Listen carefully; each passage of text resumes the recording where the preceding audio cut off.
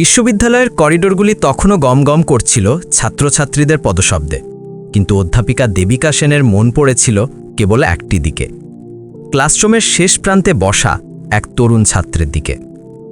অরুণ, যার নিষ্পাপ হাসি আর গভীর চোখগুলো দেবিকার সমস্ত মনোযোগ কেড়ে নিত। শিক্ষকের চোখে এমন নিষিদ্ধ আকর্ষণ আর ছাত্রের নীরব সমর্থন, এ দুজনের মধ্যেকার অলিখিত সম্পর্কটি কেবল শুরু হয়েছিল। কিন্তু এই সম্পর্ক কেবল শিক্ষক ও ছাত্রের দূরত্বই অতিক্রম করেনি, বরং সমাজে প্রতিষ্ঠিত সমস্ত সীমাকেও ভেঙে চুরমার করে দিয়েছিল। সেই দিনের ক্লাসের পর যখন নিস্তব্ধ কক্ষে দেবিকা অরুণকে কিছু গোপন কথা বলেছিলেন, অরুণ প্রথমে দ্বিধায় পড়েছিল। আপনি এখানে শিক্ষাদান করতে এসেছেন, নাকি এই ধরনের ব্যক্তিগত আলোচনা করার জন্য? অরুণের এই উত্তরে অধ্যাপিকা তাকে ছুটি পর্যন্ত অপেক্ষা করতে বলেন। শিক্ষক শিক্ষিকার এই ঘনিষ্ঠতা কি কেবলই স্নেহ, নাকি এর আড়ালে লুকিয়ে আছে এক তীব্র আবেগ, যার পরিণতি সমাজের চোখে চরম দৃষ্টতা? জানতে চান কেন এক সম্মানিত অধ্যাপিকা তার নিজের ছাত্রের কাছে এমন কিছু প্রকাশ করতে বাধ্য হয়েছিলেন যা কেবল স্বামী স্ত্রীর ব্যক্তিগত পরিসরে সীমাবদ্ধ? আর অরুণকে এমন কি দেখানো হয়েছিল যে সে সমস্ত দ্বিধা ভুলে দরজা বন্ধ করে দিতে বাধ্য হলো? প্রতিশোধ, প্রেম, নাকি সামাজিক নিয়মের শিকল ভাঙার এক দুঃসাহসিক প্রয়াস? আসুন সেই গোপন সত্যের গভীরে প্রবেশ করি।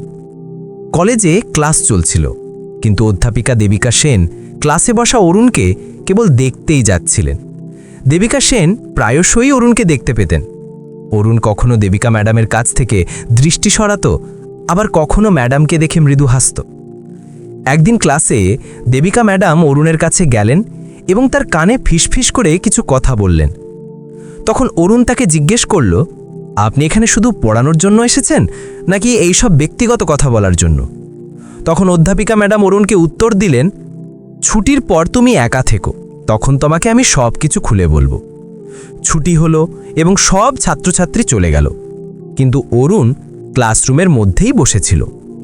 ঠিক সেই সময়ে দেবিকা ম্যাডাম সেখানে চলে এলেন। দুজন তখন একদম মুখোমুখি দাঁড়িয়েছিলেন। এবার অরুণ দেবিকা ম্যাডামকে বলল, বলুন তো কি বলতে চেয়েছিলেন আপনি? তখনই ম্যাডাম অরুণের দিকে এগিয়ে গেলেন এবং তাকে এমন কিছু কথা শোনালেন যা একজন অধ্যাপিকা শুধুমাত্র তার স্বামীর সাথেই বলতে পারতেন। কিন্তু অরুণ সেই প্রস্তাব প্রত্যাখ্যান করল। এরপর ম্যাডাম অরুণকে সেই সব দৃশ্য দেখালেন যা দেখার পর সে আর কোনোভাবেই মানা করতে পারল না। তারপর ম্যাডাম ঘরের দরজাটি বন্ধ করে দিলেন। পরের দিন ম্যাডাম কলেজে পৌঁছলেন এবং তাঁর চোখ অরুণকে খুঁজে বেড়াচ্ছিল, কিন্তু অরুণকে কোথাও দেখা যাচ্ছিল না। তখনই দেবিকা ম্যাডাম করিডর পেরিয়ে এগিয়ে গেলেন এবং ধীর পদক্ষেপে একটি ক্লাসরুমের কাছে এসে দাঁড়ালেন। দেখলেন যে অরুণ রুমের মধ্যে বসে একটি মেয়ের সাথে কথা বলছে। দেবিকা ম্যাডাম সেই মেয়েটিকে দেখে ভীষণ বিরক্ত হলেন। ম্যাডাম মেয়েটিকে রুম থেকে বাইরে বের করে দিলেন এবং দ্রুত অরুণের দিকে এগিয়ে গেলেন। কাছে গিয়ে বললেন, আরে শোনো অরুণ, তুমি কালকের ব্যাপারটা কাউকে বলো না। এই গোপন বিষয়টি শুধু একটি গোপন কথা হয়েই থাকুক, কারণ আমাকে কাউকে একটা শিক্ষা দিতে হবে। এতটুকু বলে ম্যাডাম আবার ফিরে গেলেন। কিন্তু গতদিনের দৃশ্যটি অরুণের মন থেকে কিছুতেই দূর হচ্ছিল না। অরুণ হয়তো সেই বিশেষ মুহূর্তটিকে গভীরভাবে অনুভব করছিল। ঠিক তখনই অরুণের হৃদস্পন্দন বেড়ে গেল এবং মনে হলো যেন আশেপাশের সমস্ত শব্দ থেমে গেছে, কারণ এমন অভিজ্ঞতা তার জীবনে এর আগে কখনো ঘটেনি। তাহলে কি সেই গোপন কথাটি যা অরুণ এবং দেবিকা ম্যাডাম সমস্ত পৃথিবী থেকে লুকিয়ে রাখতে চাইছিলেন? এবং দেবিকা ম্যাডাম কাকে আসলে শিক্ষা দিতে চাইছিলেন? আর ঘর বন্ধ হওয়ার পর ম্যাডাম এমন কি করেছিলেন যার ফলে অরুণ শেষ পর্যন্ত রাজি হয়ে গেল? এই সমস্ত প্রশ্নের উত্তর জানতে হলে গল্পের একদম শেষ পর্যন্ত আমাদের সাথে থাকুন। কলেজে পড়ানোর সময় অধ্যাপিকা দেবিকা সেনের সাথে অরুণের পরিচয় হয়। অরুণ দেবিকা সেনের কোনো বক্তৃতা বা লেকচার বাদ দিত না।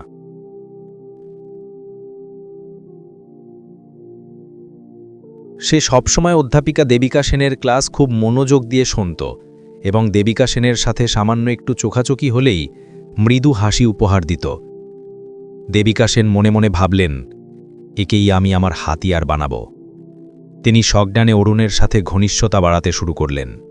ক্লাসের সমাপ্তির পরে হেসে বলতেন, আজ তো তোমাকে খুব দারুণ দেখাচ্ছে। শিক্ষক কর্মচারীদের রুমের নাম করে ডাকতেন এবং হালকা পাতলা কিছু কথা বলতেন। লাইব্রেরিতে কাছে এসে বসতেন এবং বলতেন, তোমাকে দেখে আমার মনে হয় এমন কেউ একজন আছে যে সত্যি আমাকে বুঝতে পারে।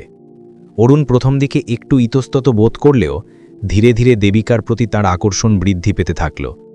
একদিন দেবিকা ম্যাডাম অরুণকে সন্ধ্যায় রাতের খাবার বা ডিনারের জন্য একটি হোটেলে আসার আমন্ত্রণ জানালেন।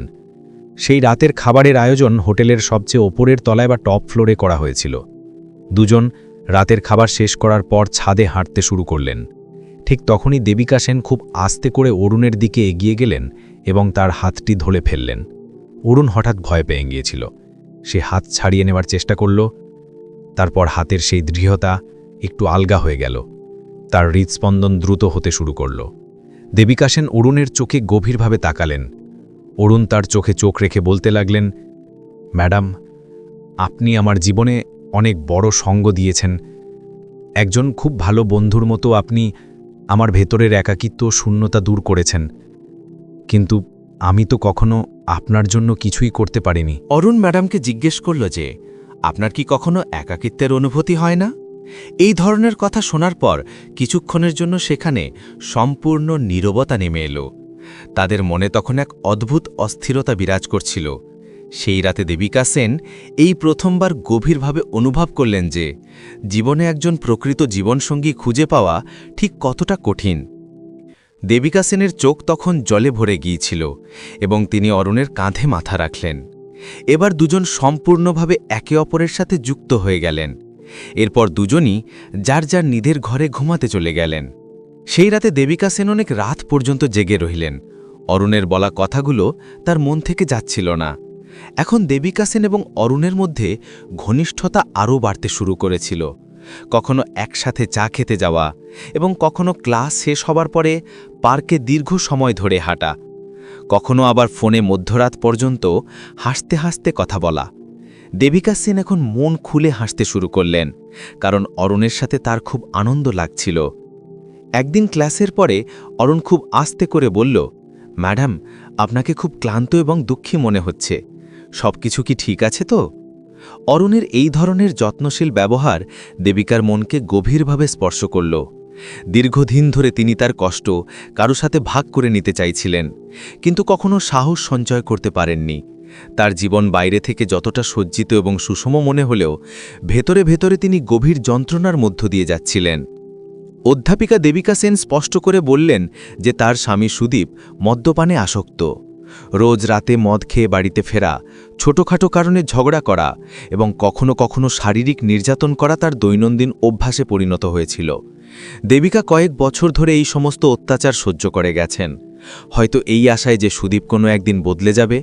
কিন্তু পরিস্থিতি দিন দিন খারাপের দিকে যেতে থাকল। অরুণ শুধু তার কথা শোনেনি, বরং তাকে সম্মানপূর্ণ সমর্থনও দিয়েছিল। সে বলতো, ম্যাডাম, যে মানুষটি আপনাকে কষ্ট দেয় সে আপনার জীবনের অংশীদার হওয়ার যোগ্যই নয়। দেবিকা পরিষ্কারভাবে বললেন যে, অরুণ, আমার তোমাকে খুবই প্রয়োজন। আমি আমার স্বামী সুদীপের কাছ থেকে মুক্তি পেতে চাই। সে আমাকে ছোট করে দেখায় এবং আমি চাই যে তাকে প্রমাণ করে দেখাই যে আমার পাশে তোমার মতো একজন সত্যিকারের মানুষের সঙ্গ আছে। অরুণ এই কথা শুনে চমকে গেল। ম্যাডাম, আপনি কি আমাকে প্রতিশোধ নেওয়ার জন্য ব্যবহার করতে চাইছেন? দেবিকা নীরব রইলেন, তবে তার চোখে জল ছিল। কিছুক্ষণ পরে তিনি খুব আস্তে করে বললেন, যদি তুমি আমার সাথে থাকলে আমি শান্তি পাই, তবে আমি সম্পূর্ণ প্রস্তুত। কিন্তু একটি কথা মনে রেখো, আমার জন্য এটা কেবল প্রতিশোধ হবে না, আমার কাছে এই সম্পর্কটি সত্যিকারের হবে। সেই দিন থেকে তাদের গল্পের ধারাটি এক নতুন মোড় নিল। দেবিকা সেন সুদীপকে বিবাহবিচ্ছেদের বা তালাকের নোটিশ পাঠালেন। সুদীপ তখন রাগে একেবারে পাগল হয়ে উঠল। তোমার এত সাহস কি করে হলো? কোনো ছেলের সাথে তুমি পালিয়ে যাবে? তুমি আমার সম্মান একেবারে মাটিতে মিশিয়ে দেবে? দেবিকা সেন প্রথমবার চোখে চোখ রেখে উত্তর দিলেন, সম্মান তুমি অনেক আগেই মাটিতে মিশিয়ে দিয়েছিলে। এখন আমি কেবল আমার আত্মসম্মান নিজেই ফিরিয়ে নেব। আদালতে যখন সুদীপ এই অভিযোগ করল যে দেবিকা চরিত্রহীন, তখন দেবিকা নির্ভয়ে বললেন, হ্যাঁ, আমি আমার ছাত্রের সাথে সম্পর্ক রেখেছি, কারণ সে আমাকে সেই সম্মান দিয়েছে যা তুমি কখনো দিতে পারোনি। তিনি সুদীপের কাছ থেকে বিবাহবিচ্ছেদ বা তালাক নিলেন। দিন চলতে থাকল এবং দেবিকা সেন ধীরে ধীরে অনুভব করলেন যে অরুণের সান্নিধ্য তার ভেঙে যাওয়া আত্মাকে আবার জোড়া লাগাচ্ছে। একদিন তিনি তার মনের কথাটা স্পষ্ট করে অরুণকে বললেন, অরুণ, তুমি কি আমার সাথে জীবন কাটাতে প্রস্তুত? আমি জানি তুমি আমার ছাত্র, তবে আমার এমন একজন জীবনসঙ্গী প্রয়োজন যে আমাকে বুঝবে এবং শ্রদ্ধা করবে। অরুণ কোনো রকম ইতস্তত না করে উত্তর দিল, ম্যাডাম, আমি সবসময় আপনাকে আমার আদর্শ মেনে এসেছি। যদি আপনি চান তবে আপনার সাথে এই জীবন কাটানো আমার জন্য সবচেয়ে বড় সম্মান হবে। সমাজ প্রশ্ন তুলল, আত্মীয় স্বজনরা নিন্দা করতে শুরু করল, কিন্তু অধ্যাপিকা দেবিকা সেন স্থির সংকল্প নিলেন যে এখন তিনি শুধুই নিজের জন্য বাঁচবেন এবং অরুণকে বিবাহ করলেন। বিবাহের দিন দেবিকার মুখে বহু বছর পরে হাসি ফিরে এসেছিল। তার কাছে এটি কেবল একটি বিয়ে ছিল না, বরং নিজের আত্মসম্মান এবং একটি নতুন অধ্যায় শুরুর উৎসব ছিল। বিয়ের পর অরুণ আরও কঠোর পরিশ্রম করতে শুরু করল এবং একজন সফল ব্যবসায়ী হয়ে উঠল। এখন লোকজন তাকে অরুণ নামে নয়, বরং অরুণ সাহেব নামেই চেনে। এই পুরো গল্পটি শুধুমাত্র ভালোবাসার কাহিনী নয়, বরং প্রচলিত সামাজিক চিন্তাভাবনাকে চ্যালেঞ্জ জানানোরও এক দৃষ্টান্ত। সমাজ সম্পর্ককে বয়স, জাতি এবং ঐতিহ্যের বাঁধনে বেঁধে রাখে, কিন্তু প্রকৃত সম্পর্ক গড়ে ওঠে হৃদয় এবং মানবিকতা দিয়ে। এই গল্পটি আমাদের শেখায় যে একজন নারী কতদিন পর্যন্ত অত্যাচার সহ্য করবেন সেই সীমাটি তিনি নিজেই নির্ধারণ করেন। যখন যন্ত্রণার সহ্য করা যায় না, তখন নিজের পক্ষে দাঁড়ানোই সবচেয়ে বড় সাহসের কাজ। আপনারা দয়া করে বলুন, দেবিকা সেন কি সুদীপকে ছেড়ে অরুণকে বিয়ে করে ঠিক কাজ করেছিলেন, নাকি সমাজের নিয়মনীতিতে আটকে গিয়ে একজন মদ্যপা স্বামীর সাথে জীবন কাটানো উচিত ছিল? কমেন্ট করে অবশ্যই জানাবেন। কমেন্ট সেকশনটি বাম দিকে স্ক্রল করে ভিডিওটিকে হাইপ অবশ্যই করে দেবেন এবং চ্যানেলটিকেও সাবস্ক্রাইব করে দেবেন।